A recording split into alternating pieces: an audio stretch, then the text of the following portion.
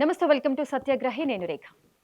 రాష్ట్ర ఆర్థిక పరిస్థితి ప్రజెంట్ చర్చనీయాంశమవుతుంది. ఈ అంశాలన్నింటి గురించి వివరించడానికి మనతో పాటు ప్రముఖ విశ్లేషకులు పాపారావు గారు ఉన్నారు. వారితో మాట్లాడదాం. నమస్తే సార్. నమస్తే అండి.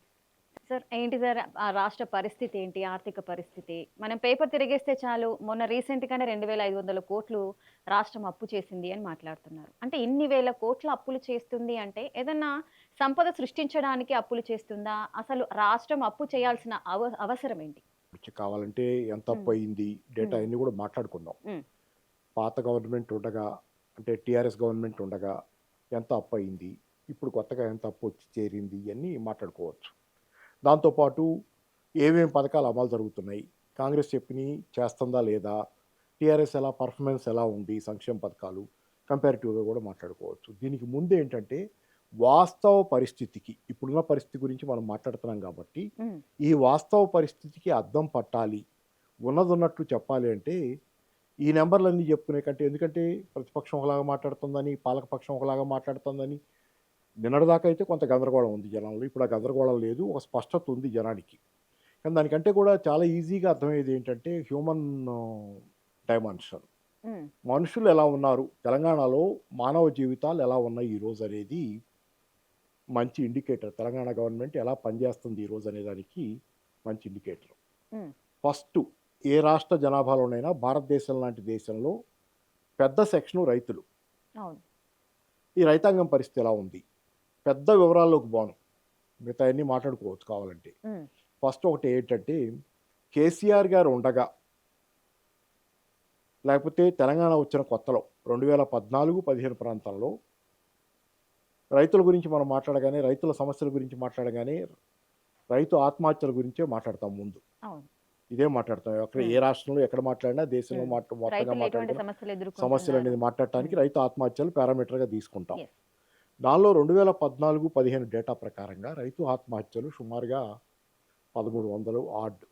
ఉమ్, ఆ సంవత్సర కాలంలో 1200, 1300 ఆత్మహత్యలు జరిగాయి. ఉమ్, కొత్తగా వచ్చింది తెలంగాణ అప్పుడే. అంటే బిగినింగ్, కేసీఆర్ గారి పరిపాలన బిగిన్ కానట్లు ఉమ్, అప్పుడే అడుగు పెడుతున్నారు పాలన దీనిలోకి. అప్పుడు అంటే ఉమ్మడి రాష్ట్రం నుంచి వచ్చిన వారసత్వంగా మనకు వచ్చినటువంటి విషాదకర వారసత్వాల్లో ఒకటైనటువంటి రైతు ఆత్మహత్యలు 1200-1300 ఆ రోజు అంతమంది రైతులు ఆత్మహత్య చేసుకున్న సంవత్సరం అది. తర్వాతి కాలంలో 2023లో కేసీఆర్ గారు దిగిపోయారు. ఉమ్, ఈ మొత్తం 9 ఏళ్ల కాలంలో రైతు ఆత్మహత్యలు ఎలా తగ్గినాయి అది డైరెక్ట్గా చెప్పదలుచుకున్నాను. ఉమ్, అది నేను చెప్తున్న డేటా కాదు, నా ఇష్టానుసారం నేను మాట్లాడటానికి వీలు లేదు, హరీష్ రావు గారు చెప్పేది కాదు, రేవంత్ రెడ్డి చెప్పేది కాదు, నేషనల్ క్రైమ్ రికార్డ్స్ బ్యూరో చెప్పేది. ఉమ్, నేషనల్ క్రైమ్ రికార్డ్స్ బ్యూరో అంటే పోలీస్ డిపార్ట్మెంట్ తాలూకు గణాంకాలై. ఏ చావు, అసహజ మరణం ఏది జరిగినా పోలీస్ రికార్డ్స్లోకి ఎక్కుద్ది. అవును. కాబట్టి రైతు ఆత్మహత్యలు కూడా అసహజ మరణంగా పోలీస్ రికార్డులోకి ఆత్మహత్యగా ఎక్కుతాయి. ఉమ్, కాబట్టి నేషనల్ క్రైమ్ రికార్డ్స్ బ్యూరో వాళ్ళ డేటా ప్రకారంగా 2014-15, 2022-23 లేకపోతే 23 తీసుకుంటే ఆత్మహత్యలు ఎలా ఉన్నాయంటే, అప్పుడు ఆ రోజు చెప్పాను 2014-15లో ఇన్ని జరిగినాయి అని. ఉమ్, అప్పటి నుంచి 2023కి ఆత్మహత్యలు సుమారుగా 50 పరిసరాల్లోకి తగ్గిపోయినాయి. ఉమ్, 52, 53 ఉన్నాయి. 23లో ఆత్మహత్యలు, రైతు ఆత్మహత్యలు ఎక్కడి నుంచి అక్కడికి తగ్గినాయి, ఎంత తగ్గినాయి, సుమారుగా 96%, 98% ఆత్మహత్యలు తగ్గిపోయినాయి. ఉమ్, చిన్న అచీవ్మెంట్ కాదు కదా అది. ఆత్మహత్యలు, రైతు ఆత్మహత్యల్ని ఉమ్, అక్కడి నుంచి ఇక్కడికి తగ్గించగలిగారంటే రైతులకు అది స్వర్ణయుగం. అవును. బాగున్నారు. ఉమ్, ఇది జరిగింది. మళ్ళీ కేసీఆర్ గారు దిగిపోయారు 23లో. అప్పటి నుంచి ఇప్పుడు దాకా చూద్దాం మళ్ళీ రైతు ఆత్మహత్యల కథ. నేషనల్ క్రైమ్ రికార్డ్స్ బ్యూరో ప్రకారమే సో ఏది మాట్లాడాలన్నా దాని ప్రకారమే మనం మాట్లాడుకుంటాం. మాట్లాడుకోవాలి. నేను చదివిన, నాకు తెలిసిన వివరాలు ఉమ్, పెరుగుతున్నాయి మళ్ళీ ఆత్మహత్యలు. ఉమ్, 700 ఏదో నాకు జనవరి ప్రాంతాల్లో నేను సుమారుగా పాత ఒక 6 నెలల క్రితం ఇది 700 అని చదివాను. మళ్ళీ పెరుగుతున్నాయి, 700 ఉన్నాయని. పెరుగుతున్నాయి ఆత్మహత్యలు. ఇది ఒక్కటి మీకు ఎందుకు? చాలు. ఉమ్, ఇది ఎందుకు ఒకటి మీకు పెరుగుతున్నాయి? ఎందుకు పెరిగింది? రైతు బంధు ఎన్నిసార్లు ఇచ్చారు, ఎన్నిసార్లు ఇవ్వాలి? అధికారంలోకి వచ్చిన తర్వాత ఎన్ని సీజన్లు, ప్రతి పంట సీజన్లో పంట వేసే ముందు ఉమ్, రైతు బంధు రైతుకు రావాలి. కేసీఆర్ గారి హయాంలో పక్కాగా ఆ డేట్ను పడిపోయేది. కోవిడ్ కాలంలో కూడా తారీఖులు తేడా లేకుండా అకౌంట్లలో జమ అయింది. ప్రభుత్వం దగ్గర పన్ను ఆదాయం వస్తుందా, ప్రభుత్వానికి ఆదాయం ఉందా లేదా అనే దాంతో నిమిత్తం లేకుండా కేసీఆర్ రైతు బంధు ఇచ్చాడు. ఇప్పుడు ఎన్నిసార్లు వచ్చింది, ఎన్ని సీజన్లు వచ్చినాయి? 24లో వీళ్ళు వచ్చే నాటికి సమ్మర్, 24 సమ్మర్ పంటకు దానికో ఏదో ఇవ్వాలి 23. అదే అప్పట్లో ఆయన అన్నాడు కదా, మీరు ఎప్పుడైతే రేవంత్ రెడ్డి గారు ఎన్నికల ముందు 23 డిసెంబర్ 3వ తారీఖు అధికారంలో కూర్చున్నాడు ఆయన, నాకు గుర్తున్నంతలో. ఉమ్, అంటే నవంబర్ చివరిలో 28వ తారీఖు ఏదో రైతు బంధు ఇస్తున్నారు అప్పుడు కేసీఆర్ గారు. అది ఎందుకు సమ్మర్ పంటకు అనుకుంటా. ఓకే, అవును. ఉమ్, ఇస్తున్నారు. ఉమ్. ఈయన ఏమన్నారు, కాంగ్రెస్ వాళ్ళు ఏమన్నారు, మీరు ఇప్పుడు తీసుకుంటే 10,000 వస్తాయి, మేము వచ్చిన తర్వాత 15,000 ఇస్తాం, మీకు ఇది ఆగండి, కావాలా అది కావాలా ఆ, అని చెప్పేసి 3వ అడిగారు. తారీఖు దాకా ఆగండి. అవును. పైగా వీళ్ళేదో హరీష్ రావు గారు ఏదో అన్నారని దాని మీద క్వెరీ వేస్తేనే ఆపేసింది ఎలక్షన్ కమిషన్ ఆ రోజు రైతు బంధు ఆపటాన్ని, పంపిణీ అవును. ఎలక్షన్ నిబంధనల ప్రకారం అని. ఉమ్. ఎలా ఇస్తారు, ఎన్నికల రూల్స్ కోడ్ ఆఫ్ ఉన్నప్పుడు మీరు కండక్ట్ ఎట్లా ఉంటుంది కదా, ఇస్తారు అని చెప్పేసి అబ్జెక్షన్ చేశారు. ఆపారు. ఆపి పైగా మేము వచ్చిన తర్వాత ఎక్కువ ఇస్తాం కదా, తొందరపడకండి. పైగా ఇంకోటి కూడా ఏం చెప్పారు దీంతో పాటు, ఒకటొకటి లింకులు వస్తున్నాయి. ఉమ్, రుణమాఫీ చేస్తాం, రుణమాఫీ 2 చేస్తాం. లక్షల దాకా 2 లక్షలే కదా, ఉమ్, రుణమాఫీ చేస్తాం, ఏదో నెంబర్ సరే ఏదైనా ఉమ్. చేస్తాం కాబట్టి పోయి అప్పు తెచ్చుకోండి, అప్పు మేము వచ్చే తెచ్చుకోండి అప్పు అన్నారు. కొత్తగా అవును, తెచ్చుకోండి, అంటే ఇది అవును. ఎగ్గొట్టండి పర్వాలేదు, మేము ఎటుబడి మాఫీ చేస్తాం కాబట్టి తెచ్చుకోండి, ఈ రకంగా. అది జరగల. రైతు బంధు కూడా రైతు బంధు రావట్లేదు. ఎన్నిసార్లు వచ్చింది, 4 సార్లు ఏమో నాకు తెలిసి, అయితే సుమారుగా 4 సార్లు వీళ్ళు ఎగ్గొట్టారు ఉమ్, మొత్తంలో. రుణమాఫీ జరిగిందా జరగలేదా జనాల దగ్గరికి పోతేనే చెబుతున్నారు, అవును. రైతుల దగ్గరికి పోతే. అంటే ఆ రోజు ఏం చేశారు, అరచేతిలో వైకుంఠం చూపించారు. రైతు మహిళలకు బంధు 2,000 10,000 ఏంటి, రూపాయలు. 15,000 ఇచ్చేస్తాం, మీకు ఎందుకు కేసీఆర్తో మీకేం పని, నేనుండగా అవును. 15,000 ఇస్తా. 6 గ్యారెంటీలు కూడా ప్రకటించారు కదా అది మహిళలకు చెప్తా. అన్ని. ఒకటి ఇప్పుడు ఇట్లా చెప్తే 420 చెప్పుకోవాలి మనం. ఓకే. 420 ఉన్నాయి కదా వాళ్ళ హామీలు, అందరు చెప్పేది అది 420 హామీలు, అవును. గ్యారంటీలు ఆరే, ఉమ్, మొత్తం హామీలు 420. ఉమ్. మరి అవన్నీ చెప్పుకునే లోపు ఈ అరచేతిలో వైకుంఠం, 10,000 కేసీఆర్ ఇచ్చేది నీకెందుకు, నేను 15,000 ఇస్తా పోయా. తర్వాత రైతు రుణమాఫీ. బంధు, రైతు బంధు రుణమాఫీ రుణమాఫీ. చేస్తాను, తెచ్చుకో అప్పు. ఏమైంది, మరి ఆత్మహత్యల ధరకు ఏమవుతాయి రైతులది. అది రైతు బీమా ఉంది, దీంతో అవును. పాటు ప్యారలల్గా అది కూడా మాట్లాడుకుంటే మంచిది. రైతు బీమా కేసీఆర్ గారు ఉండగా ప్రీమియం కట్టేది గవర్నమెంట్. రైతు ఎవరైనా చచ్చిపోతే, రైతు చచ్చిపోయిన కుటుంబానికి 5 లక్షలు. 5 లక్షలు వచ్చేది, పక్కాగా వచ్చేసేది టైం టు టైం. అవును. ఇది చాలా దానికి లేట్ ఉండేది కాదు, కరెక్ట్గా ఇచ్చేవాళ్ళు, సిస్టమ్ అంతా పక్క. ఈ రోజు రైతు బీమాకి ప్రీమియమే కట్టాలి నాకు తెలిసి, ఒక నెల క్రితం పరిస్థితి అయితే ఇప్పటికి కూడా అదే పరిస్థితి ఉండాలి, వీళ్ళేం మారలా, ఉమ్, ప్రీమియం కట్టాల. రైతు జీవితాన్ని గాల్లో దీపం చేశారు. ఇన్సూరెన్స్ అంటే కాపాడేది కదా, గాల్లో దీపంలాగా కాకుండా సుడిగాలి వచ్చినా కాపాడేది ఇన్సూరెన్స్. ఉమ్, ఇప్పుడు గాల్లో దీపంలాగా చేసి రైతు బీమా ప్రీమియం కట్టకుండా వదిలేశారు రైతుల్ని. ఇది మీరు చెప్పిన 6 గ్యారంటీలు. ఉమ్. 6 గ్యారంటీలు అనేకం ఉన్నాయి కదా, మరి సబ్ హెడింగ్స్ ఉన్నాయి. మహాలక్ష్మి దగ్గర నుంచి ఫ్రీ బస్ దాకా. ఫ్రీ బస్ ఒకటి చేస్తున్నారు, కానీ బస్సులు పెరగల. ఫ్రీ బస్ ఉంది, ఉమ్. కానీ ఇంతమంది ఎక్కితే దానికి సరిపోను ఫెసిలిటీ కూడా ఎన్హాన్స్ అవ్వాలి కదా. బస్సులు ఎక్కడ పెరిగినాయి, లేదు. ఎన్నో సందర్భాల్లో బస్సుల్లో ఆడవాళ్ళు కొట్టుకుంటున్న వాటిని సీట్ల కోసం తగాదాలు అవుతున్నాయి, ఎన్నో చూపి ఇప్పుడు ఇసుగు పుట్టి మానేసినట్టుంది మీడియా కూడా, ఎన్నిసార్లు చూపిస్తాం అన్నట్లేమో జరిగినాయి. సో అది ఆ ఒక్క పథకమే పడతాలు వేస్తా అమలు జరుగుతుంది. మిగతా మహాలక్ష్మి ఎక్కడ ఉంది, మహాలక్ష్మి జరగట్లా. ఏ పథకం ఇంకేమున్నాయి, ఏదీ లేదు. 10,000 15,000 ఫ్రీ చేస్తాను. కరెంట్ ఇస్తున్నారు. ఫ్రీ కరెంటు రావటం లేదు కదా. ఉమ్, పవరు 24 అవర్ కరెంట్ ఇచ్చారు కేసీఆర్. ఎక్కడైనా కొన్ని గంటలు తేడా ఉన్నా కానీ overall there is a concerted attempt, ప్రయత్నం అయితే 24 గంటలు విద్యుత్ రైతులు కూడా చెబుతున్నారుగా. ఉమ్. మీకు పాము గారి చచ్చిపోయేవాళ్ళు ఎంత తగ్గిపోయింది కదా కేసీఆర్ గారి హయాంలో. 24 గంటల విద్యుత్ ఇవ్వటం వల్ల ఏంటి, రాత్రిపూట వెళ్ళాల్సిన అవసరం లేదు మీకు. పొలాల దగ్గరికి అంతకుముందు నైట్ టైంలో ఏమైంది, కూడా వెళ్ళి తెలంగాణ సపరేట్ అవ్వకముందు ఎప్పుడంటే అప్పుడు ఎప్పుడు కరెంట్ వస్తుందో వచ్చేది, ఎప్పుడు వస్తుంది తెలీదు. ఎప్పుడు పోద్దో తెలియదు. నువ్వు ఉమ్. రైతు పొలం దగ్గర వండుకోవటం, కాపలా రాత్రిపూట కాసేవాళ్ళు. పొలాల దగ్గర రాత్రిపూట మోస్తే మోటార్లు వేసుకోవటం, ఆ టైంలో పాములు గెరవటం, షాకులు ఆ కొట్టడం, మరణాలు ఎక్కువ ఎన్నో జరుగుతున్నాయి. జరిగినాయి అలాంటివి. అవును. అన్నీ లేవు కదా, అయ్యే ఇండికేటర్లు మీకు. ఉమ్. ఏదీ లేదు, రైతు బంధు 15,000 చేస్తామన్నాడు, సరే 4 సార్లు ఇవ్వలేదు నాకు తెలిసి, అయితే అది 4 దఫాలు అయితే ఎగ్గొట్టేశారు. దాన్ని 12,000కి మళ్ళీ ఆయనే కుదించుకున్నాడు, మేకు కొట్టి దాన్ని నెత్తి మీద. ఆ 12,000 కూడా ఇప్పుడు గ్యారంటీ లేనిది చూసాము. అలాగే మీకు ఆ పెన్షన్లు ఆసరా 4,000 అన్నాడు, చాలామంది ఆశపడ్డారు వృద్ధులు పాపం, చాలామంది. నాకు కాస్త ధరలు కూడా పెరుగుతున్నాయి కదా, అన్ని కొనుగోలు శక్తి తగ్గుతుంది. 2,000 రూపాయలు గతంలో వచ్చినంత కొనుగోళ్ళు ఈరోజు రావట్లా, అంత కొనలేకపోతాం. కొంచెం ఆదాయం పెరిగితే బాగుండు అనుకున్నారు. 4,000 ఆశ చూపించాడు.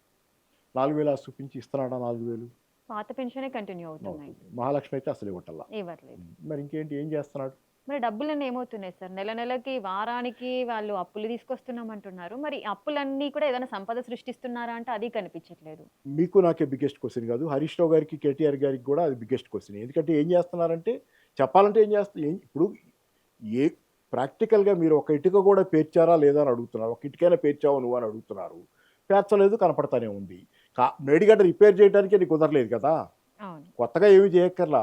మేడిగడ్డ 2 పిల్లర్లు కూడింది రిపేర్ చేయటం అంటేనే చేయలేకపోయావు నువ్వు. 2 ఏళ్ళు దాన్ని పడవబెట్టి ఆ నీళ్ళన్నీ ప్రాణహిత నీళ్ళన్నీ పోతున్నాయట అది బండి రిపేర్ డెల్టాకి. చేసినా పనికిరాదు. అందుకే రిపేర్ అది ఆయన చెబుతున్నాడు. ఇప్పుడు చేయట్లేదంటున్నారు మళ్ళీ గదా! ఇప్పుడు ఎన్‌డీఎస్‌ఏ రిపోర్ట్ ఎన్‌డీఎస్‌సీ ఏం ప్రకారం చెప్పింది? చూస్తే ఆస్ట్రేలియా నుంచి ఒక ఆయన లెటర్ రాస్తే యెస్. ఎన్‌డీఎస్‌ఏకి అవును. ఈమెయిల్ చేస్తే ఎన్‌డీఎస్‌సీ వాళ్ళకి చెప్పింది. నాకేం సంబంధం లేదు దాంతో. వాళ్ళు ఏం చెప్పుకుంటారో నాకేం సంబంధం. నాకు ఎంతవరకు అంటే ఇంతవరకే దాని సేఫ్టీ, సెక్యూరిటీ నా సంబంధం. దాని ఆపరేషన్ ఇయన్నీ స్టేట్ గవర్నమెంట్ స్టేట్ ఇష్యూ అని. గవర్నమెంట్ కాబట్టి ఇష్యూ. ఇన్నాళ్ళు చెప్పిన కథంతా ఆ ఒక్క లెటర్‌తో అయిపోయా అవును. ఈమెయిల్‌తో. సో అయన్నీ కాదు. అందుకని ఏంటంటే మేడిగడ్డ రిపేర్ చేయటం చేయని వాడివి ఇంకేం చేసావు? ఏం చేయలే. మరి ఒక్క ఇటుకైనా పేర్చకుండా ఈ డబ్బులు ఏమవుతున్నాయి? దానికి ఒకటే జవాబు, ఢిల్లీకి సూట్ కేసులు వెళ్తున్నాయి అనేది మనం అనుకుంటాం. దానికి కాదని కూడా చెప్పలేకపోతున్నారు కదా! ఎవరు ఖండించట్లేదు. ఖండించట్లా. ఎట్లా ఖండిస్తారు? ఖండిస్తే మరేం చేస్తున్నావో చెప్పాలి కదా నువ్వు. హ్మ్. మీరేం చేస్తున్నారో చెప్పాలి. ఏం చేస్తున్నారో చెప్పనప్పుడు ఇదే అంటాం మేము. ఢిల్లీకి సూట్ కేసులు వెళ్తున్నాయి అంటాం. ఇక్కడ కోటరీ సంపాదించుకుంటుందనే మాటలు కూడా ఒక చిన్న గ్యాంగ్ అంతా తయారై సంపాదించుకుంటుందనే ఆరోపణలు ఉన్నాయి. హుహు. సో ఇయన్నీ రకరకాలుగా వస్తున్నప్పుడు మరి ఎక్కడ ఇప్పుడు ఏ వర్గం సంతృప్తిగా లేదు. మామూలుగా మనం అనుకునేది ఏంటంటే ఒక ప్రభుత్వం పనిచేస్తే గనక హ్మ్. అది అయితే పేదల పక్షాన ఉంటది. లేకపోతే ధనవంతుల పక్షాన ఉంటది. ఏదో ఓ పక్షాన ఉంటది కాబట్టి, హ్మ్. కాబట్టి పేదల పక్షాన ఉండే ప్రభుత్వం వామపక్ష ప్రభుత్వాలో లేకపోతే కొంచెం ఏదో ఒక ప్రజానుకూల సంక్షేమ గవర్నమెంట్స్ అనుకునేవాళ్ళం. ధనికుల పక్షాన ఉండి మామూలుగా ఎక్కువ గవర్నమెంట్లు ప్రజల కబుర్లు చెప్పి అధికారంలోకి వచ్చి ధనికుల పక్షాన పనిచేస్తాయని ప్రెజెంట్ మాట్లాడు. మరి కానీ కాంగ్రెస్ గవర్నమెంట్ ఇప్పుడు ఈ ఏ గవర్నమెంట్ పక్షం సార్? ఏ పక్ష ఇప్పుడు ఎవరు బాగున్నారు? ఇక్కడ కాంట్రాక్టర్లు సంతృప్తిగా లేరు. సర్పంచులు సంతృప్తిగా లేరు. యెస్. రోడ్డు మీద పోయి ప్లాట్‌ఫామ్ మీద తిరుగుతున్న నిరుద్యోగ యువకుడు సంతృప్తిగా లేడు. గ్రామీణాల ప్రాంతాల్లో ఉన్న సన్నకారు, చిన్నకారు రైతు సంతోషంగా లేడు. ఏ వర్గం సంతోషం కానీ ఇక్కడ మీకు తమాషా ఒకటి విచిత్రమైనటువంటిదేంటంటే, నేను వామపక్ష బ్యాక్‌గ్రౌండ్ నుంచి వచ్చా. హ్మ్. లెఫ్ట్ బ్యాక్‌గ్రౌండ్ నుంచి హ్మ్. కమ్యూనిస్ట్ పార్టీలో పనిచేసి వచ్చాను. సిపిఐలో పనిచేశాను. తర్వాత పార్టీ లేదు గానీ, భావజాలం అదే ఇప్పటికి నేను కమ్యూనిస్ట్ అనే చెబుతాను. నేను వేరే ఏం చెప్పను. ఓకే. భావజాలం దృష్ట్యా. నేను నాకుండేది ఏంటంటే, ధనవంతుల్ని వాళ్ళ మీద ట్యాక్స్‌లేసైనా వాళ్ళని కాస్త గట్టిగా పట్టుకొని పిండైనా సరే పేదవాళ్ళకి పెట్టాలనేది సిద్ధాంతంలాగా అవును. నమ్మాం. కానీ హ్మ్. కేసీఆర్ గవర్నమెంట్‌లో మరి చాలా విచిత్రంగా ఏం జరిగిందంటే అన్ని వర్గాలు సంతోషంగా ఉన్నాయి. హ్మ్. మామూలుగా వామపక్ష ప్రభుత్వం అంటే ధనవంతులందరికీ కోపం ఉంటది. వీళ్ళు కమ్యూనిస్టులు వస్తే వీళ్ళు ఇట్లా అవును. చేస్తారు హ్మ్. మమ్మల్ని. కానీ కేసీఆర్ ప్రభుత్వం ఏ వర్గం అసంతృప్తిగా ఉంది? అది నాకు కొంచెం ఆశ్చర్యం ఇప్పటికి. హుహు. కేసీఆర్ ప్రభుత్వంలో ఇప్పుడు చూడండి మీరు రియల్ ఎస్టేట్ వాళ్ళు ఉన్నారు. డెవలపర్లు, బిల్డర్లు. అవును. వాళ్ళంతా పెద్ద ఆస్తిపరులే కదా చాలామంది. అందరు హ్మ్. కాకపోయినా కొంతమంది బాగా కొంతమంది. ఆస్తిపరులు. హ్మ్. అట్లాంటి వాళ్ళున్నారు. కాంట్రాక్టర్లున్నారు. ఇట్లా పెద్ద పై వర్గాలు చాలా ఉన్నాయి. ఇండస్ట్రియలిస్టులున్నారు. హ్మ్. వీళ్ళందరూ గూడా ఈరోజు తిడుతున్నారు గవర్నమెంట్‌ని చాలామంది. బయటికి తిట్టలేని వాళ్ళు కొంతమంది అదే సార్. పర్సనల్ ఏ వ్యక్తి. వర్గం జూసినా హ్మ్. కూడా కానీ అసంతృప్తిగానే కేసీఆర్ గారి ఉంది. హయాంలో తెలిసిన వాళ్ళు కూడా ఇండస్ట్రియలిస్టులు కొంతమంది నాతో నేను మామూలుగా ఎప్పుడైనా బంధువుల్లో ఉన్నప్పుడు మాట్లాడుతున్నప్పుడు పెద్దవాళ్ళు కొంచెం. వాళ్ళు మాట్లాడుతున్నప్పుడు కేటీఆర్ గారి గురించి చేస్తున్నాడు. బానే ఉంది. సంతోషం. హుహు. అలాగే జనాల్లో అలాగే ఉంది. ప్రైవేట్ రంగంలో ఉద్యోగాలైతే 23, 24 లక్షలు వాళ్ళున్న హయాంలో తెచ్చామనేది వాళ్ళ డేటా గాని, జనరల్ డేటా గాని. హైదరాబాద్ డెవలప్‌మెంట్ మనం చూసాంగా. అవును. ఎట్లా వచ్చిన అవును. హ్మ్. ఉద్యోగాలనేది. అలాగే గవర్నమెంట్ ఉద్యోగాలైతే ఎన్నిచ్చాం 1,60,000 ఏదో అదొక నంబర్ సరే. చెప్తుంది. బీఆర్ఎస్ గవర్నమెంట్ ఉన్నప్పుడు అన్ని వర్గాలు సంతృప్తిగానే ఉన్నాయి. అది మనందరికీ తెలిసిన విషయమే. కానీ ఇప్పుడు కాంగ్రెస్ గవర్నమెంట్ వచ్చిన తర్వాత ఏ వర్గం సంతోషంగా లేదు. రాష్ట్రాన్ని అప్పుల ఊబిలో కూర్పిచ్చారు బీఆర్ఎస్ గవర్నమెంట్. ఆ అప్పులకు వడ్డీలు కట్టలేకనే మా టైం అంతా వృధా అయిపోతుంది.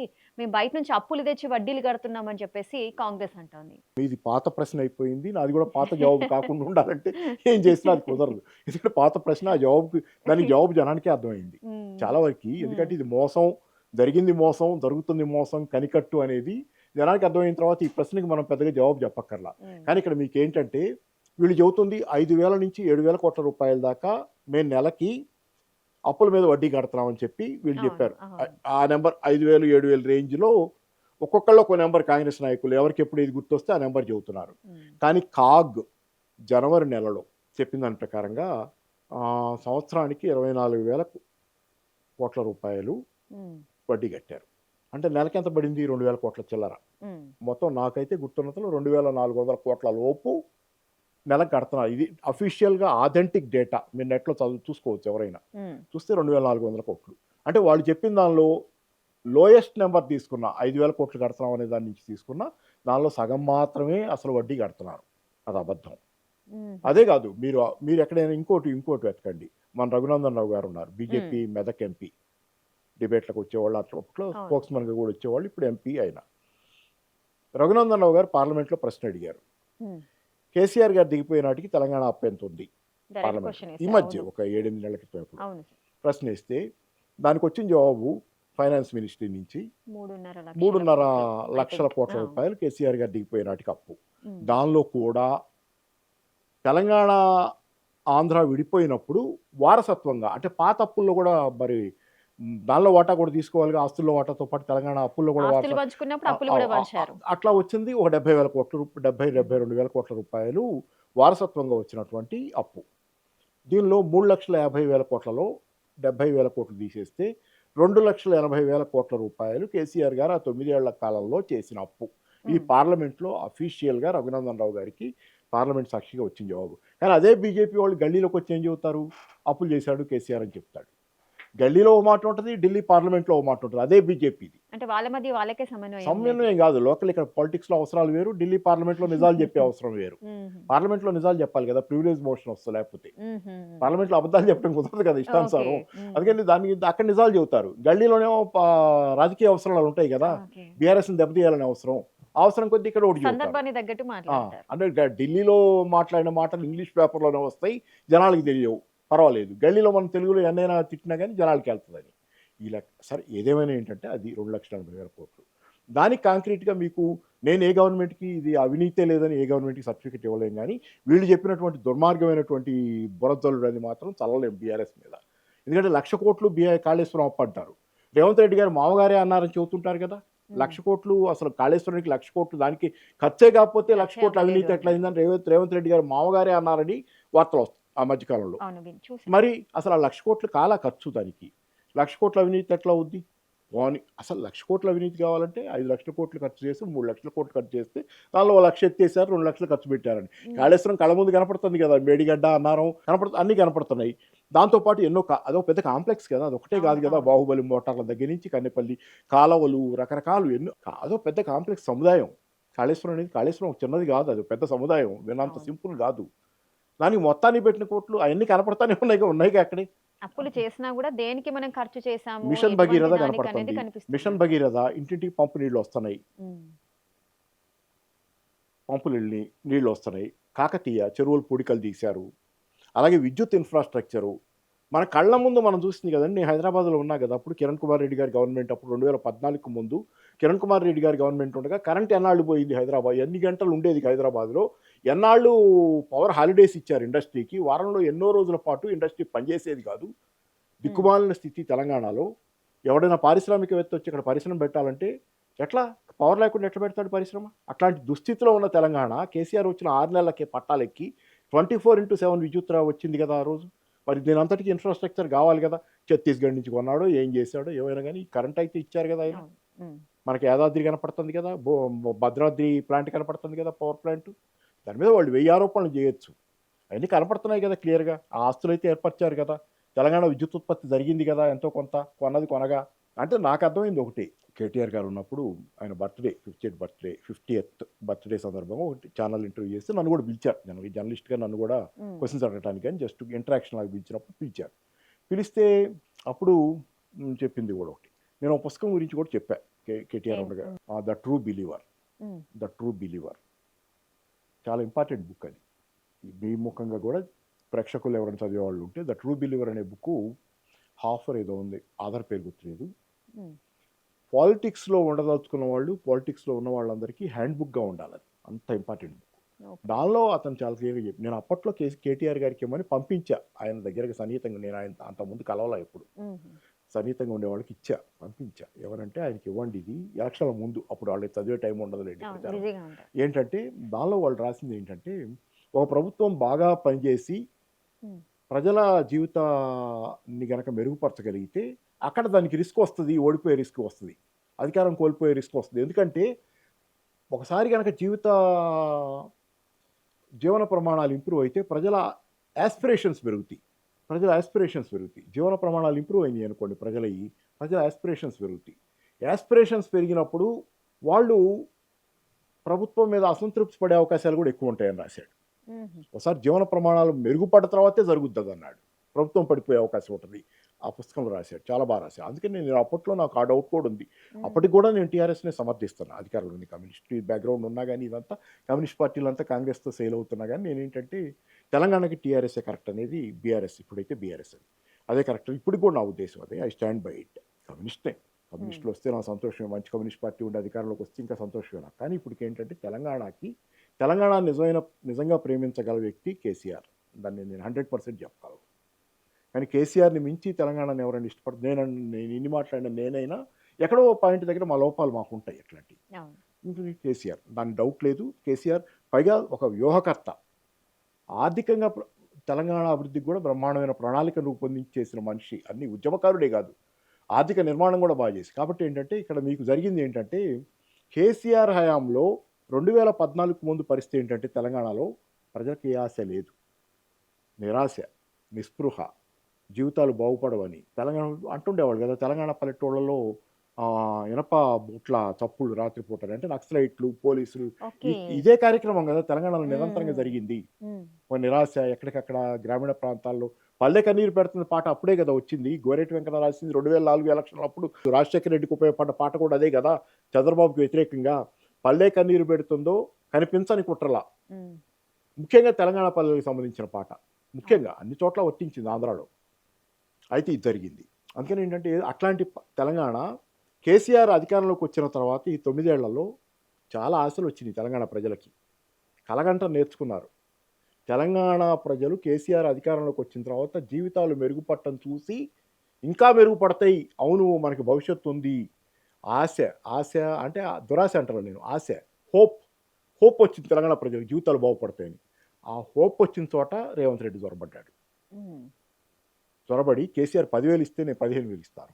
అవును నిజమే ఇస్తాడేమో. ఇంత అభివృద్ధి జరిగింది కదా! ఇంకా చేస్తాడేమో రేవంత్ రెడ్డి.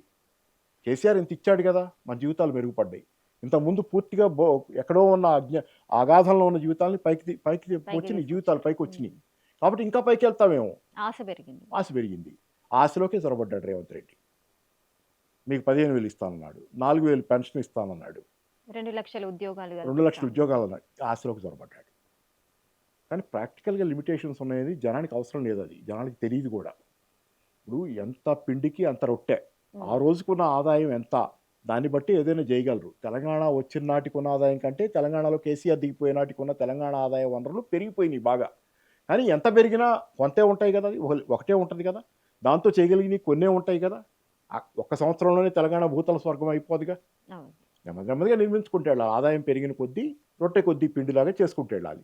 కానీ ఎంతైనా ఇప్పుడు అరచేతిలో వైకుంఠం చూపించి ఆకాశం వైపు చూపించాడు. నీకింత చేస్తాను నేనని. దాంతో జనాలు నమ్మారు, మోసపోయారు. అది జరిగింది. ఇది జరిగింది అసలు. యాక్చువల్లీ జరిగిందేంటంటే హ్మ్. అరచేతిలో వైకుంఠం చూపించి ఈ రకంగా మోసం చేశారనేది. సార్ ఇదంతా ఓకే. కానీ ఇప్పుడు చేస్తున్న అప్పుల విషయానికొచ్చినట్లే హై ఇంట్రెస్ట్‌కి వీళ్ళు అప్పులు తీసుకోవడము, సుదీర్ఘ కాలము టైమ్ పీరియడ్ పెట్టి వాళ్ళు వేల కోట్ల అప్పులు తీసుకోవడాన్ని ఏ విధంగా చూడొచ్చు? మరి ఏం చేస్తున్నారు? అంటే ఏ రంగం ఆ చూసుకున్నా ప్రశ్న కూడా ఎన్ని సార్లు అడిగినా అదే జవాబు. అసంతృప్తిగా ఉంది. నాకదే అర్థం కావట్లేదు సార్. అటు సింగరేణికి సంబంధించి 54,000 కోట్ల అప్పున్నారు సింగరేణికి అని చెప్పేసి అదొకటి ఇష్యూ నడుస్తుంది. అటు ప్రైవేట్ హాస్పిటల్స్‌కి సంబంధించి వారికి చెల్లించట్లేదు, బకాయిలున్నాయంటున్నారు. నిన్న గూడా జరిగింది గదా సార్. Retired employees Aarogyasri. ఆర్టీసీకి సంబంధించి ఇంట్లో కూర్చొని రెస్ట్ తీసుకోవాల్సిన రిటైర్డ్ ఎంప్లాయీస్ అంతా కూడా రోడ్డు పైకెక్కి వారికి మాకు పీఆర్సీ చెల్లించట్లేదు. 10 ఏళ్ల పీఆర్సీ చెల్లించాలి అంటూ కూడా వారు వాపోతున్నారు. ఇప్పుడు నిరుద్యోగులు అంతా కూడా ఉద్యోగాలు కల్పించాలంటూ వారు పోరాటం చేస్తున్నారు. మరి ఎవరికి న్యాయం చేస్తున్నారు? అసలు ఏం జరుగుతోంది సార్? అంటే రేవంత్ రెడ్డి గారే స్వయంగా ఒకసారి చెప్పుకున్నారుగా. మేము మోసం చేస్తాం నమ్మటం జనాలా ఇది. ఆయన అన్నాడు గదా! హ్మ్. హ్మ్. మేము ఇంతే చేస్తాం అన్నాడు. చెప్పాడు గదా! ఒక స్టేట్మెంట్. అది ఓపెన్‌గానే మాట్లాడిందే గదా! అది. హ్మ్.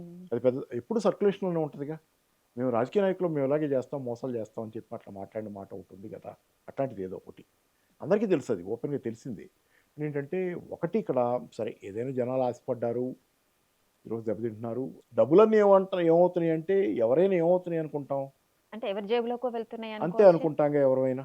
ఏమవుతున్నాయో మీరు చూపించలేనప్పుడు మాకు హ్మ్. ఎవరి జేబులోకో వెళ్తున్నాయి అని అనుకుంటాం. ఢిల్లీకి సూట్ కేసులుగా వెళ్తున్నాయి అనుకుంటాం. ఇట్లాగే అనుకుంటాం కదా! ఏది చెప్పినా అక్కడ దానికి ఆ వాక్యూమ్‌లోకి ఏదైనా మనం మాట్లాడుకోవచ్చు. సో, అది అంత తప్పితే ఎన్ని సార్లు మాట్లాడుకున్నా సేమ్ స్టోరీ అది. కాకుండా ఏంటంటే రేవంత్ రెడ్డి గారికి తెలంగాణ పట్ల అది విచిత్రమైనటువంటి విషయం. ఎందుకంటే ఆయన తెలంగాణ మనిషే కదా! మహబూబ్ నగరు తెలంగాణ అవును. మనిషి. తెలంగాణకి ఆయన వ్యతిరేకంగా మాట్లాడటానికి కూడా ఎట్లా అనేది కొంచెం మనకు కూడా కొంచెం సంశయం ఉంటది కదా! ఆశ్చర్యం కలుగుతుంది. ఎలా కానీ మాట్లాడుతున్నారు? ఆయనే కేసీఆర్ గుర్తులు జరిపేస్తారనే మాట కూడా ఆయనే మాట్లాడింది. హ్మ్. సరే కేసీఆర్‌కి వ్యక్తిగతంగా రేవంత్ రెడ్డి కేసీఆర్ గారి మీద కోపం ఉంటే అది వేరే విషయం. కేసీఆర్ గారు చేసిన గుర్తులు జరిపేస్తారంటే కాళేశ్వరం జరిపేయటమా? లేపోతే తెలంగాణ తల్లి విగ్రహం డిఫేస్ చేయటమా? లేపోతే సెక్రటేరియట్, ఇయన్నీ ఏంటంటే అంబేద్కర్. అండి కొంచెం విచిత్రంగా ఉండేయి. మరి ఇప్పుడు ఇయన్నీ కూడా తెలంగాణ అభివృద్ధి కూడా కేసీఆర్ గుర్తుగా చూస్తున్నాడాయన. తెలంగాణలో జీవితాలు బాగుపడ్డది కూడా కేసీఆర్ గారి గుర్తుగా ఏమైనా చూస్తున్నాడాయన అనేది. Is he seeing it as a symbol of KCR's. కానీ కాంగ్రెస్ నుంచి అంటున్నారు, అటు హరీష్ రావే క్షుద్ర పూజలు చేపిస్తున్నారు. మొన్న పోయిన నెలలో ఎక్కడికెళ్లారో చెప్పండి, మాకు రిపోర్ట్స్ ఇవ్వండి అంటూ కూడా మహేష్ కుమార్ అంటే గౌడ్ ఇది నేను నిన్న గూడా వ్యాఖ్యానించడం. మాట్లాడా. నిన్న ఆ! కాదు. నిన్న ఇవన్నీ. పొద్దున గూడా ఒక ఛానల్‌లో. చాలా విచిత్రమైన విషయం. హ్మ్. ఎందుకంటే నేను ఇందాకే చెప్పా గదా! వామపక్ష భావజాలని. అవును. ఇట్లాంటివి అసలు నమ్మను నేను. హ్మ్. చాలా విచిత్రంగా ఉంటది. ఇట్లాంటివి మాట్లాడే వాళ్ళని చూస్తే కూడా నాకు విచిత్రంగా ఉంటది. తాంత్రిక పూజలేంటి? లేకపోతే దీంతో ఒకడు చచ్చిపోవటం ఏంటి ఓ మనిషి? అంటే అది కూడా ఎవడో ఒక. పూజ చేయటం ఏంటి? ఎవడో చచ్చిపోవటం ఏంటి? హ్మ్. ఇలా జరిగితే ఎవడైనా చంపి ఇంతమంది మనుషులు ఎట్లుంటారు అసలు భూమి మీద? ట్రంప్ మీద మనకు చాలా కోపం ఉంది.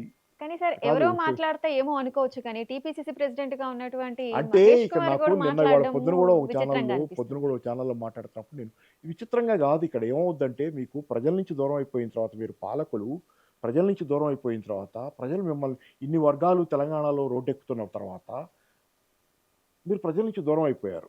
అతని మనస్తత్వం అలాగే ఉంటదంటానికి చరిత్రలో మీకు రష్యా విప్లవం కాలంలో చూడండి. రాస్పుటిన్‌ది ఇవాళ పొద్దున ఒక ఛానల్‌లో కూడా అదే ఎగ్జాంపుల్ చెప్పా. హ్మ్. రాస్పుటిన్ అని ఉన్నాడు ఒక మాంత్రికుడు, ఓకే. తాంత్రికుడు. హ్మ్. అతన్ని జారులు బాగా నమ్మారు. రష్యా చక్రవర్తులు ఆ రోజు. రష్యా విప్లవానికి ముందు 1917లో రష్యాలో కమ్యూనిస్ట్ విప్లవం జరిగింది. హ్మ్. దాని ముందు జారులు ఉన్నారు చక్రవర్తులు దేశం అది. జారు చక్రవర్తుల్ని ఒక తాంత్రికుడు నమ్మించి సైబీరియా నుంచి వచ్చిన అతను చిన్న మామూలు మనిషి, మామూలు రైతు. అతను ఓ పెద్ద తాంత్రికుడు అక్కల్టు అతని దగ్గర మాయలున్నాయి, గారడీలున్నాయని అట్లా నమ్మించి జారులకు దగ్గరయ్యాడు. ఎప్పుడు దగ్గరయ్యాడు? 1905, 6లో దగ్గరయ్యాడు. ఆ 1905, 6 ఇంపార్టెన్స్ ఏంటి? 1905, 1906లో రష్యాలో ఫస్ట్ విప్లవం జరిగింది. 1917లో కమ్యూనిస్ట్ విప్లవానికి ముందు తొలి తిరుగుబాటు 1905, 1906లో రష్యాలో కార్మిక వర్గం ప్రజలు తిరగబడ్డారు. రైతులు అంతా తిరగబడ్డారు. హ్మ్. అది ఫెయిల్ అయింది ఆ విప్లవం. కానీ ఆ టైంలో జారుల పునాదులు కదిలినియి. జారు చక్రవర్తి పునాదులు, హ్మ్. సింహాసనం పునాదులు కదిలినియి. ఎందుకు? ఎందుకేమో ప్రజలు తిరగబడితే అదే గదా! పరిపాలించేవాడి మీద, పాలకుడి మీద ప్రజలు తిరగబడితే హ్మ్. పునాదులు కదిలినట్టే గదా! ఓకే. ఆ టైంలోనే రాస్పుతిన్ అతను నమ్మటం మొదలుపెట్టాడు. హ్మ్. ఆ టైంలోనే ఈ మాంత్రికుడిని నమ్మటం మొదలుపెట్టాడు. అంటే గారడీల్ని నమ్మటం మొదలుపెట్టాడు. అంటే హుహు. తనకెప్పుడైతే తను ఇన్‌సెక్యూర్‌గా ఫీల్ అవ్వటం మొదలయ్యాడో జారు తను ఇన్‌సెక్యూర్‌గా ఫీల్ అయినప్పుడు ఇట్లాంటియన్నీ ఉంటాయి. మాయలు, మర్మాలు దాన్ని నమ్మటం మొదలుపెట్టాడు. 1915 దాకా నమ్మాడు. 1915లో రాస్పుటిన్‌ని ఎవరో చంపేసారు. అది అయిపోయింది కథ. అది వేరే విషయం. ఎందుకు నమ్ముతారు? ఒక పాలకుడు అతీత శక్తుల్ని, మూఢనమ్మకాల్లోకి ఎప్పుడెళ్తాడంటే, ప్రజల నుంచి దూరం అయిపోయినప్పుడు, ప్రజా విరోధిగా తాను తయారై, ప్రజలు తన మీద తిరగబడుతున్నప్పుడు మూఢనమ్మకాల్లోకెళ్తాడు. కాబట్టి మామూలుగా హరీష్ రావు గారి గుడికెళ్ళినా అలాగే కనపడొచ్చు మీకు. ఆయన ఏదో చేస్తున్నాడనని. అదొక దానికి మనం ఏం చేస్తాం? హ్మ్. అదొక అసలు ఇట్లాంటివి ఎందుకుంటాయి? చాలా ఆశ్చర్యం. ఇంత ఇంత తెలిసిన వాళ్ళు ఇంత పెద్ద హ్మ్. కావాలని అంటున్నారా వాళ్ళు? లేకపోతే అసలు ఎట్లా జరుగుతాయి? అట్లాంటివి సాధ్యమా? అట్లాంటివి సాధ్యమైతే ఎంతమంది ప్రభుత్వాలు కూలిపోతాయి? ఎంతమంది చక్రవర్తులు, ఎంతమంది పాలకులు, ప్రధానమంత్రులు వీళ్ళంతా బతికుంటారా? ఎవరో ఒకళ్ళు ఉండరా శత్రువులు? వీళ్ళంతా ఉంటారా? ఎట్లుంటారు? మనం మామూలుగా పల్లెటూరులో గనక మూఢనమ్మకాల గురించి బాణామతి ఇయన్నీ మాట్లాడుతుంటే చేతబడి, ఇయన్నీ మూఢనమ్మకాలని మనం కొట్టి కొట్టేస్తాం. పడేస్తుంటాం. అవును. కొట్టేస్తాం. ఇది కూడా అట్లాంటిదే ఈడు చెబుతుంది. అది కూడా ఎక్కడున్నాయి? అదే. హ్మ్. మీకు అట్లాంటివి మీ మీద జరుగుతున్నాయని మీకు అనిపిస్తుందంటే మీరు ప్రజల నుంచి ఎంత దూరం అయ్యారంటారా నేను. హుహు. ఆయన మామూలుగా పోయానంటున్నాడు గుడికి. ఆయన ఓకే. మామూలుగా గుడికి పోయాడు. పోతే మీకిలా ఎందుకు అనిపిస్తుందంటే మీ పరిస్థితి అలా ఉంది. ఇంకో చిన్న ఉదాహరణ చెబుతా. బాగా ఉద్రిక్త వాతావరణం ఉన్నప్పుడు పోలీసులుంటారు ఒక పక్క, ఆందోళనకారులుంటారు ఒక పక్క, మోహరించుంటారు. బాగా ఉద్రిక్తత, కాల్పులు జరుగుతాయా? ఏమవ్వబోతుందనేది బాగా ఘర్షణ వాతావరణం ఉంటది. అప్పుడు ఆందోళనకారుడి చేతిలో ఉన్న మడతబెట్టిన పేపర్ నలిపేస్తే మడతబెట్టి పట్టుకుంటే కాగితమే కదా అది. అవును. హ్మ్. అది కూడా పెద్ద రాయిలాగా కనపడుతది పోలీసోళ్ళకి. హుహు.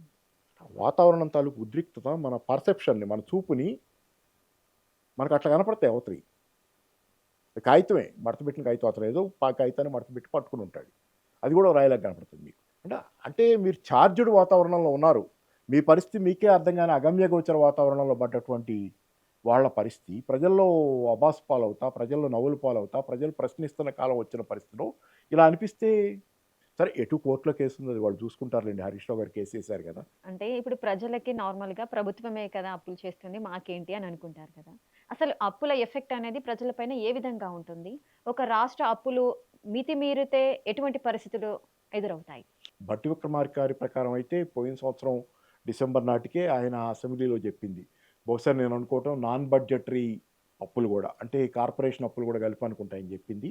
8.21 లక్షల కోట్ల రూపాయల అప్పు ఉంది తెలంగాణకని హ్మ్. ఆయన చెప్పాడనేది నేను ఆన్లైన్లో చదివాను. దాంతో పాటుగా హిందూ పత్రికలో మార్చి 2026 ప్రకారంగా 5,60,000 కోట్ల రూపాయల అప్పు హ్మ్. ఉందనేది, అది బహుశా నేను అనుకోవటం అది భట్టి విక్రమార్క గారి దగ్గర నుంచి దీన్ని పోల్చి చూస్తే కార్పొరేషన్ అప్పులు తీసేసి చెప్పు ఉండాలి హిందువులో. బహుశా నేను అనుకోవటం అట్లాంటిది ఏదో జరిగి ఉంటుంది. అప్పులు ఇలా పెరిగితే ఇప్పుడు ఒకటి ఇందాకే చెప్పా, కాగు చెప్పిన దాని ప్రకారంగా 2,400 కోట్ల రూపాయల లోపే నెలకు అప్పుకి వడ్డీ కడుతున్నారు. వాళ్ళు చెబుతుంది, కాంగ్రెస్ వాళ్ళ ఆరోపణ 5,000 టు 7,000 కోట్లు కడుతున్నామని. అది నిజం కాదనేది కాగ్ చెప్పింది జనవరిలో 2026లో అని. కానీ ఇప్పుడు అదే పరిస్థితి వస్తుంది. 5,000 నుంచి 7,000 రూపాయల దాకా, 7,000 కోట్ల రూపాయల దాకా అప్పుకు వడ్డీ కట్టే పరిస్థితి ఇప్పుడు కొత్తగా కాంగ్రెస్ ప్రభుత్వం. ఆస్తులు కాకుండా మీకు ఒకటి చూపిస్తాను, just I will show you. ఇది నేను చాలాసార్లు నేను టీవీ ఛానల్స్లో చూపిస్తున్నా ఈ పుస్తకాన్ని కూడా. ఇది అప్పుల గురించి కాంగ్రెస్ వాళ్ళు చాలా ఆరోపణలు చేశారు. హ్మ్. ఏమని, తెలంగాణ కేసీఆర్ గారు తెగ అప్పులు చేసేస్తున్నారు, ఆ అప్పులు తెలంగాణ అప్పుల పాలవుతుంది, శ్రీలంక అవుద్దనేది, ఇట్లాంటి ఆరోపణలన్నీ. అవును. కానీ దానికి ఇది అసలు అప్పు చేయకపోవటం కూడా తప్పు. హ్మ్. అప్పు కొంత చేయాల్సిన అవసరం ప్రభుత్వాలకు ఉంటుంది. ప్రతి ప్రభుత్వం అప్పు చేయాలి. ఎందుకనే దానికి ఇది పుస్తకం, హౌ కంట్రీస్ గ్రోక్ అని, ద బిగ్ సైకిల్ అని, రే డాలియో. ఓకే. అప్పుల మీదే రాసిన పుస్తకం, ప్రభుత్వాలు అప్పుల మీద రాసిన పుస్తకం. రే డాలియో అని చాలా ప్రఖ్యాత ఆర్థికవేత్త, ప్రపంచవ్యాప్తంగా పాపులర్ బుక్ ఇది. ఈ బుక్ ప్రకారం ఏంటంటే, అసలు అప్పు చేయకపోతే కూడా ప్రభుత్వ వైఫల్యం అది. ఎలాగా? ఎందుకంటే నీకు ఎన్నో అవకాశాలు ఉంటాయి ప్రభుత్వానికి చేయటానికి, ప్రజలకి. హ్మ్. ఫర్ ఎగ్జాంపుల్ తెలంగాణ వచ్చింది ఎందుకు? నీళ్లు, నిధులు, నిధులు, నియామకాలు నియామకాలు. కదా. నీళ్లు కళ్ళ ముందు కింద ఫ్లో ప్రవహిస్తున్నాయి, కనిపిస్తున్నాయి.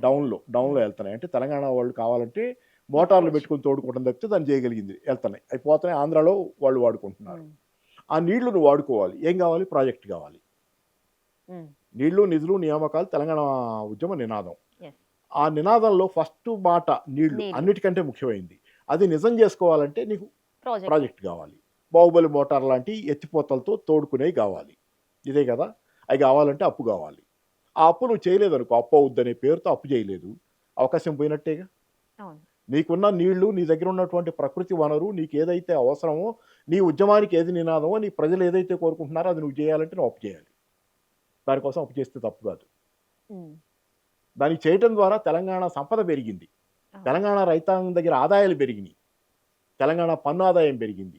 తెలంగాణ 2014-15లో తెలంగాణ వచ్చే నాటికి, 2023లో కేసీఆర్ దిగే నాటికి నాకు గుర్తులేదు ఈ గణాంకాలు, కానీ చాలా పెద్ద ఎత్తున తెలంగాణ ఆదాయ వనరులు పెరిగినాయి. హ్మ్.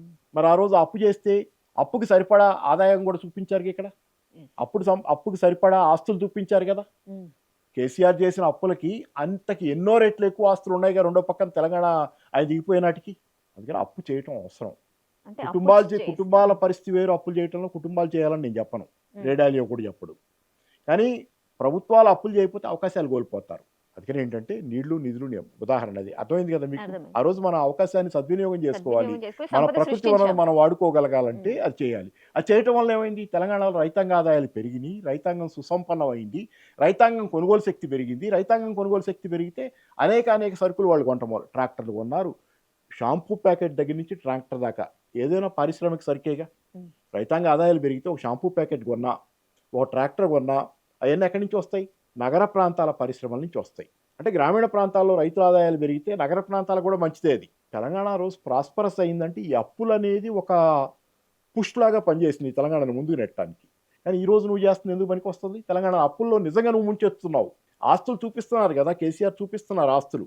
కానీ బీఆర్ఎస్ పైన ఎన్ని ఆరోపణలు చేస్తున్నారు. వాళ్ళ అప్పుల ఊబిలో రాష్ట్రాన్ని కూరుకుపోయే విధంగా చేశారు ఆస్తులు అని చెప్తున్నారు. వాళ్ళ ఆస్తులు చూపిస్తున్నారు. ప్రజలకు అర్థమైందండి, హ్మ్. మనకి చెప్పక్కర్లా. ఒక పక్క ఆస్తులు కూడా కనపడుతున్నాయి కదా. అవును. అదే కాళేశ్వరం నిన్నటిదాకా నువ్వు ఎన్డీఎస్ఏ పేరు చెప్పి 10 చేసిన కాళేశ్వరం నిన్న మళ్ళీ మోటార్ లాంచ్ చేసావు కదా.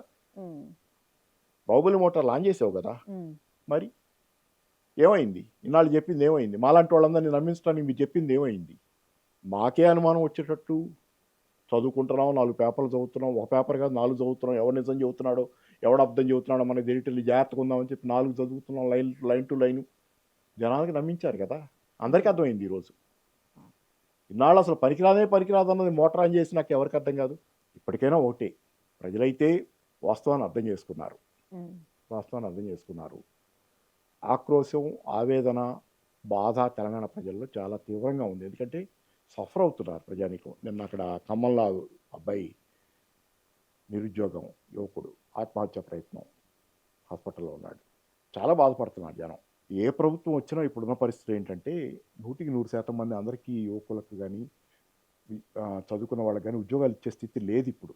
ఆర్టిఫిషియల్ ఇంటెలిజెన్స్ వచ్చిన తర్వాత, టెక్నాలజీ ఎంత పెరుగుతున్న తర్వాత, రాబోట్స్ వస్తున్న తర్వాత అందరికీ ఉద్యోగాలు ఇచ్చే స్థితి చాలా సంవత్సరాల నుంచి పోయింది. తగ్గిపోతుంది. రాను రాను ఉపాధి కల్పన అవకాశాలు తగ్గుతున్నాయి. ఉన్న దానిలోనే ఎవరు చిత్తశుద్ధితో పనిచేస్తున్నారో వాళ్ళని మాత్రమే మనం ఎంచుకోగలం. కానీ వ్యవస్థ ఇలాగే ఉండగా ఇది మారాలంటే ఒక కేసీఆర్ చేతిలోనో, ఒక కేటీఆర్ చేతిలోనో, ఒక వ్యక్తి చేతిలో, ఒక రాహుల్ గాంధీ చేతిలోనో, ఒక వ్యక్తి చేతిలో లేదు ఇది. వ్యవస్థ మారటం అనేది ఓవరాల్గా ఒక పెద్ద మేధోమథనం జరగాల్సిన అవసరం ఉన్న కాలంలో బతుకుతున్నాం మనం ఈరోజు.